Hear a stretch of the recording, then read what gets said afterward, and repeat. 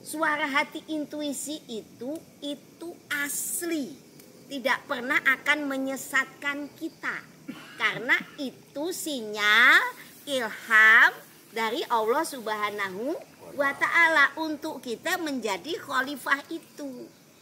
Harus ngapain aja, harus bagaimana aja, terus kemana aja. Kalau masalah dunianya kalian udah Allah yang akan memenuhi. Kalian gak usah pusing-pusing. Malam ini sebelum kita untuk bermeditasi, kita akan buka ikan kasih kunci untuk sholat khusyuk. Nanti kalian akan menemukan kenikmatan dalam sholat. Kakang kawa adi hari-hari gete puser yang nyawi jipancer ajak sholat, suruh mengamankan jasad ini supaya nggak kemana-mana, supaya ikut sholat. Terus gimana caranya? Ketika Allahu Akbar, ajak jiwa kita, hidup kita, roh kita ikut sholat. Caranya gimana? Allahu Akbar, kita tarik nafas.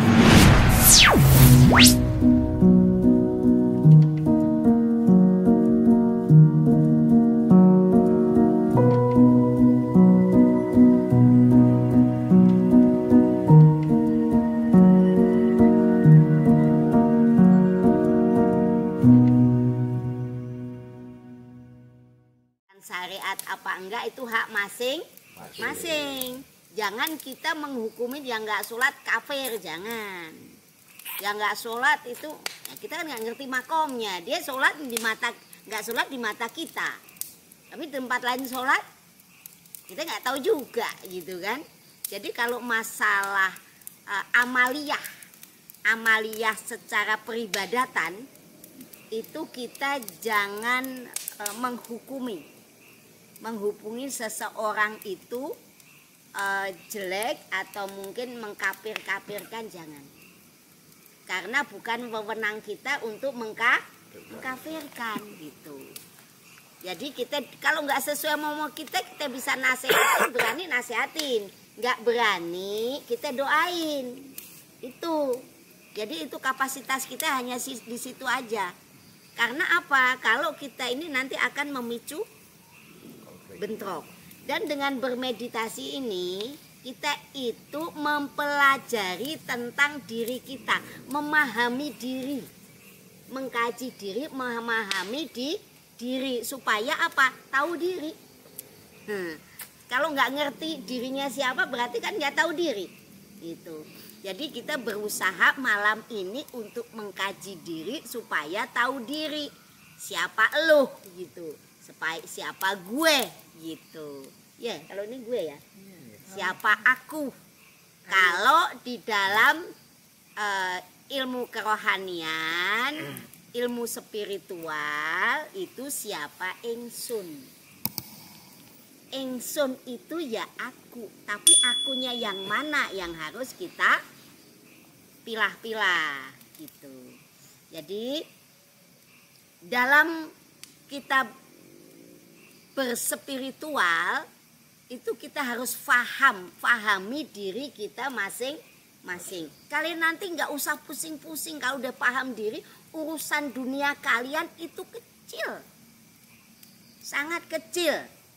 Ini pengakuan dengan Pak Doni. Pak Doni itu walaupun tidak mengalami baru sekali ya kesaksian beliau, walaupun tidak mengalami ibaratnya wisata kerohaniannya, wisata spiritual nggak seperti yang lain.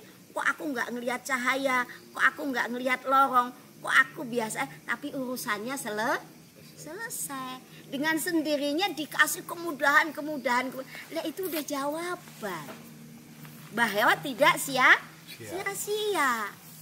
Pokoknya semua yang pengen tahu dirinya, pengen mempelajari dirinya, semua itu udah tes case. Seperti dari keluarga dari Jakarta. Ini hasil lab aja dia bingung dokternya. Kemarin bocor, wah ini kok semua jadi bagus katanya, bingung dokternya. Itu baru, ya ini baru pengalaman satu. Kalau Pak Doni udah bertahun-tahun itu banyak kasusnya. Dan yang lain.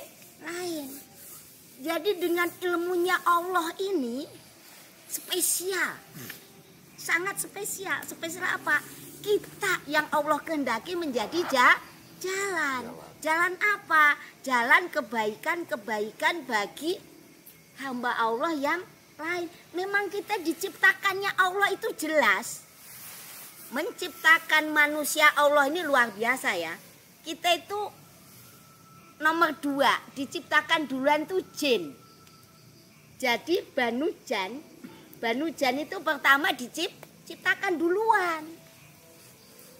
Makanya dia itu banyak ngiri sama kita. Kita diciptakan belakangan. Tapi yang diciptakan sempurna siapa? Insan, manusia. Terus yang dipilih jadi khalifah siapa? Insan, bukan Banu Jan. Nah ini nanti kita kalau ini mau kita ajarin ini apa bandel-bandelnya jin apa mengharu biru ke wilayah manusia, tentunya yang punya ilmu tinggi. Kalau nggak punya ilmu tinggi nggak mungkin ngacak-acak wilayah manusia, karena memang permintaan Banu Jan sendiri yang dia pengen nggak terlihat gitu kan, permintaan maneh sorangan. Tapi karena dia ya ada yang ngiri juga, ada yang mau, pokoknya sama deh kayak kita, modelnya sama kita, cuman dia tidak kelihatan. Dan dia punya tugas beda sama kita jadikan khalifah, dia enggak gitu. Dan dia juga sama tugasnya untuk ibadah kepada Allah Subhanahu wa Ta'ala. Jin manusia hanya untuk ibadah kepada Allah Subhanahu wa Ta'ala, nggak ada yang lain. Tapi tugas seorang insan manusia itu khalifah. Tugas khalifah apa? Jelas, amal ma'ruf nahi mungkar.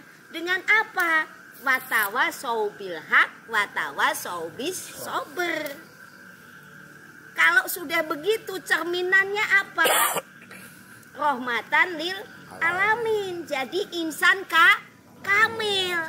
Kalau nggak insan kamil gimana mau rahmatan lil alamin? Nggak akan bisa. Harus insan kamil dulu. Lah untuk menjadi insan kamil kita harus mendengarkan suara hati, atau disebut kalau orang keren intuisi. Suara hati intuisi itu asli, tidak pernah akan menyesatkan kita, karena itu sinyal ilham dari Allah Subhanahu wa Ta'ala untuk kita menjadi khalifah itu. Harus ngapain aja, harus bagaimana aja, terus kemana aja. Kalau masalah dunianya kalian udah Allah yang akan memenuhi. Kalian gak usah pusing-pusing. Gitu. Saya nggak ada. Karena apa? Allah kaya. Sepanjang kalian bergantung sama Allah. Nih ketika masukin proposal nih. Yakin. Dunia ngejar kita. Kita nggak usah pusing-pusing. Orang dua diajak ngomong nanti saya kasih ilmunya. Insya Allah kan ilmunya sekarang beda nih. Bagaimana caranya bisa sholat khusyuk. Kan biasanya kalau Allahu Akbar, dompet ketinggalan nih. Oh kacamata ada di sono. Ya, ini nih malam ini sebelum kita untuk bermeditasi, kita akan buka ikan kasih kunci untuk sholat khusyuk. Nanti kalian akan menemukan kenikmatan dalam sholat. Ada nggak yang sudah udah janji sama Pak Dadang itu? Cuman Pak Dadang nggak tepat waktu, udah janjian sama saya itu malah kabur. Ya sudah, ini udah kehendak Allah juga.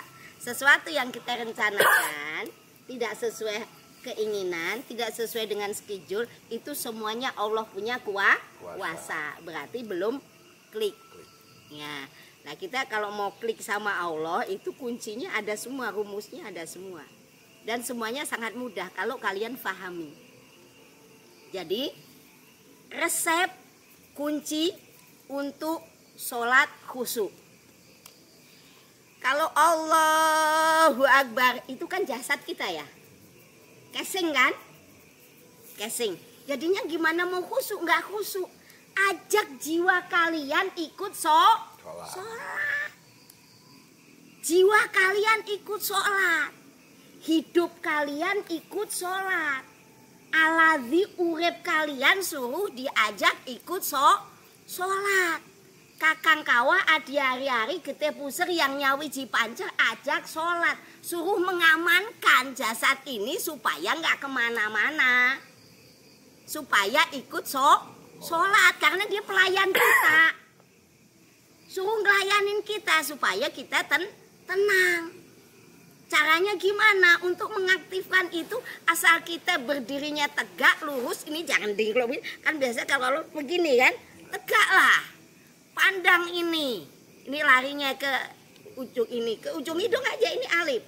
Terus gimana caranya? Ketika Allahu Akbar, ajak jiwa kita, hidup kita, roh kita ikut sholat. Caranya gimana? Allahu Akbar, kita tarik nafas dulu.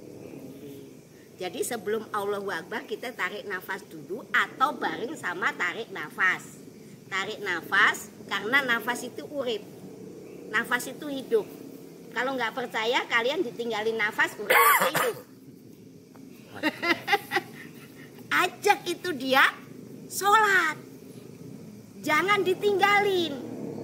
Allah. Pas Allahnya ini tempelkan lidah kita ke langit. Langit itu kan lam.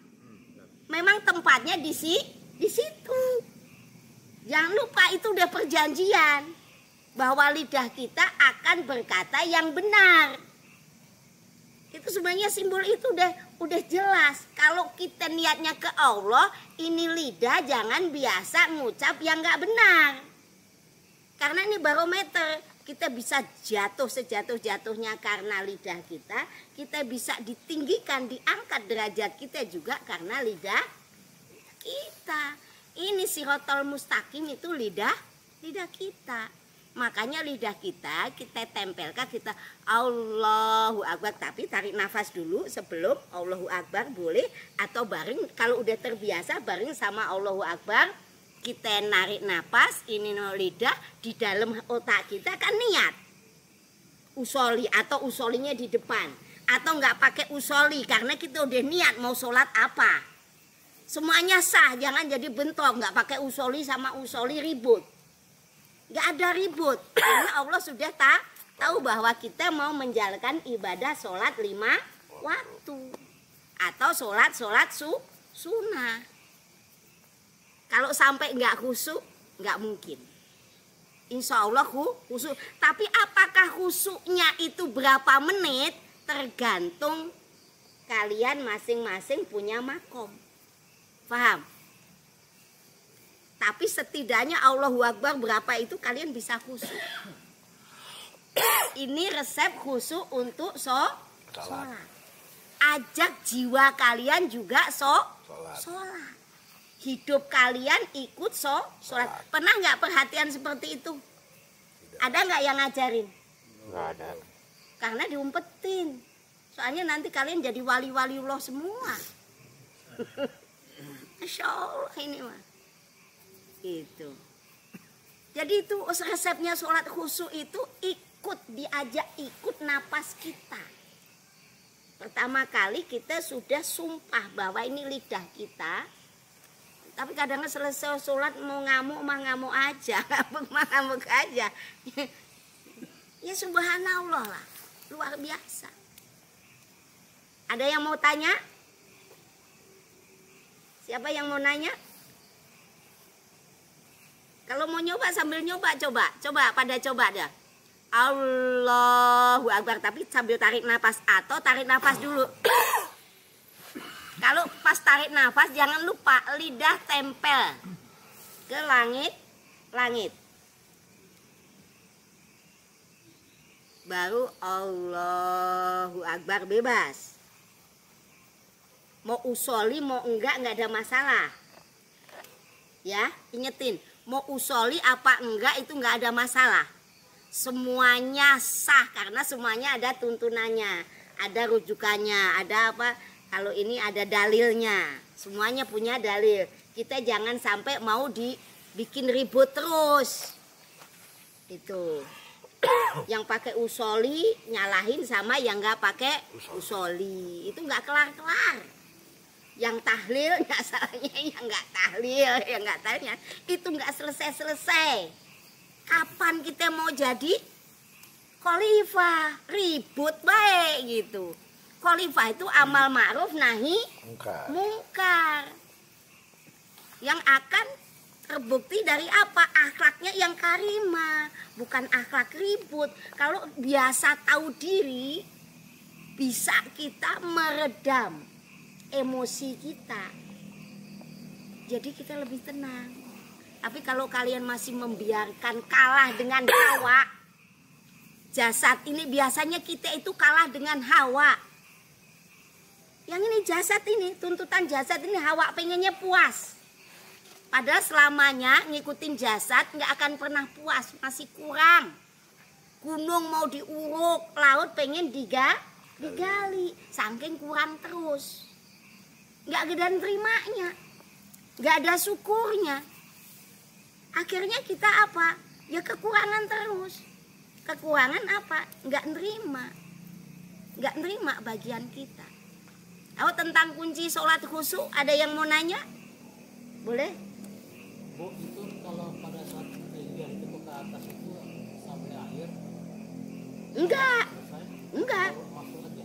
Ini simbolik kita, ibaratnya sumpah kita pengen menggunakan lidah dalam kebaikan. Kalau sering diingatkan begitu kita masih nggak bener mah, alhamdulillah itu berarti sumpahnya sumpah palsu namanya.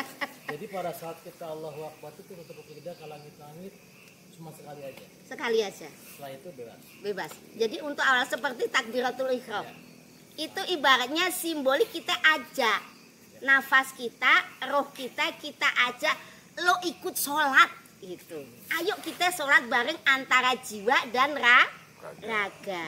Jadi komponen jiwa dan raga dan roh dan energi alam semesta dengan kita tegak duduk berdiri, ini udah cakra berkembang, kita sudah mengaktifkan pelayan kita.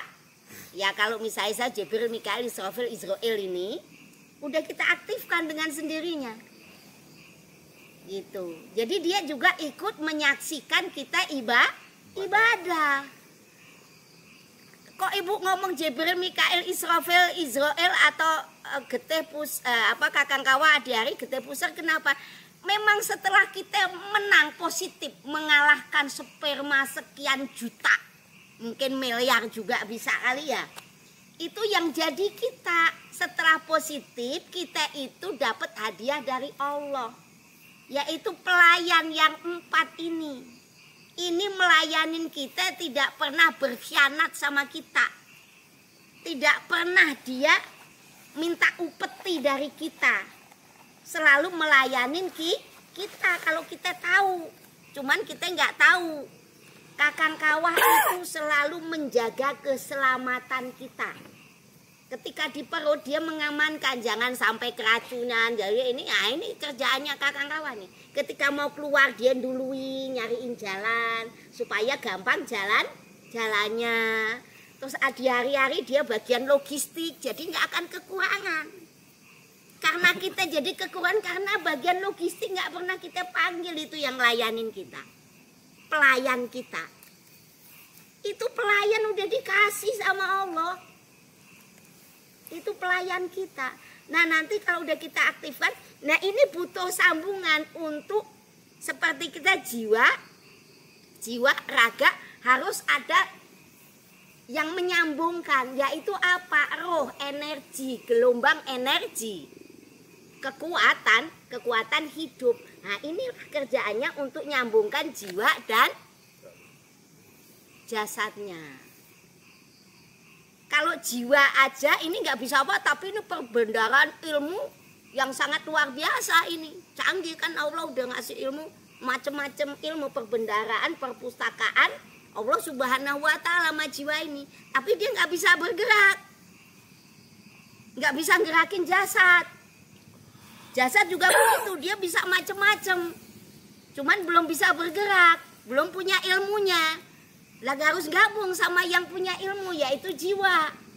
Tapi jiwa sama jasad aja nggak bisa gerak, karena nggak ada setrum, nggak ada cahaya, nggak ada kekuatan energi. Makanya di ini Nur Muhammad, yaitu gelombang energi, yaitu siapa? Ruh cahaya Nur Muhammad. Itu menyambungkan antara jiwa dan raga. Jadilah ini kita bisa bergerak-gerak, lidah bisa mogel-mogel ngomong, kepala bisa dipakai buat berpikir. Itu kalau nggak bisa. Perbendaharaan ilmu yang canggih, yang luar biasa, yang kena sumpah wanafah apa itu yang kamu ngakuin aku Tuhanmu. Nah itu iya bala sahidna, iya saya mengakui bahwa engkau Tuhanku. Ini yang akan disoal tuh dia, bukan Nur Muhammad. Nur Muhammad mah ini energi, kekuatan, gelombang.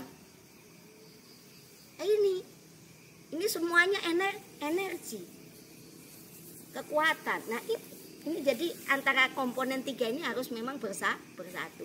Kita ajak sholat itu tadi. Nah itu seperti itu.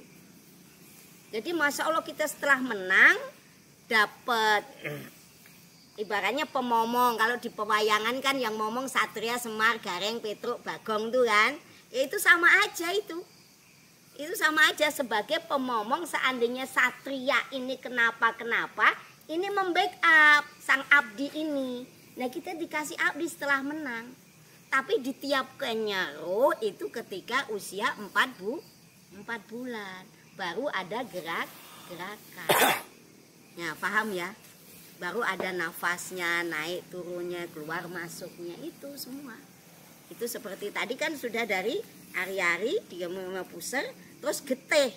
Getih itu darah yang membuat kita tumbuh kembang. Makin darah positif sudah ada darah, karena supaya kita berkembang. Kalau berkembangnya belum nungguin roh dulu. Dari sejak mulai positif sudah ada darah. Itu seperti itu. Ada pertanyaan? Makanya aktifkan. Itu pelayan kita. Dan itu wujud. Seperti Pak Entang diajak salam, saya yakin itu kakaknya. Kakang Kawah. Cuman ada ininya enggak? Ada sosoknya? Enggak, belum. Nah kalau udah ketemu sosok itu bisa diajak komunikasi. Jadi kita itu enggak akan sepi. Makanya untuk dalam bermeditasi ini kalian sungguh-sungguh, kalian semua punya potensi yang sama. Punya kekuatan yang sama. Seperti orang-orang yang Allah pilih menjadi kekasih Allah. Semua punya potensi menjadi kekasih Allah. Dan Allah itu tidak pernah kejam.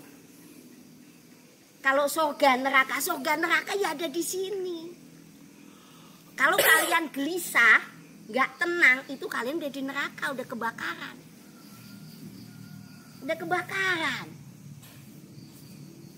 Tapi kalau kalian itu tenang, kalian jadi bijak, kalian itu jadi itu surga. Jadi surga itu ketenangan yang menimbulkan kebijaksanaan.